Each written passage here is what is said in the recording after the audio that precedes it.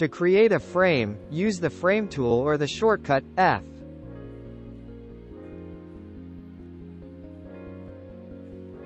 Change the fill color of the frame.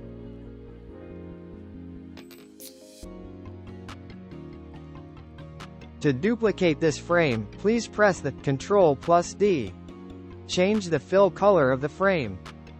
Select both frames and create a component set. Switch to the prototype and carefully follow the instructions for interacting with it.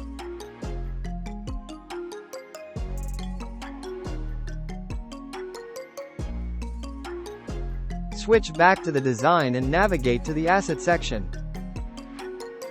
Drag and drop this frame and align it. Press and hold the Alt key while dragging this. Follow this step to fill the entire frame with these boxes.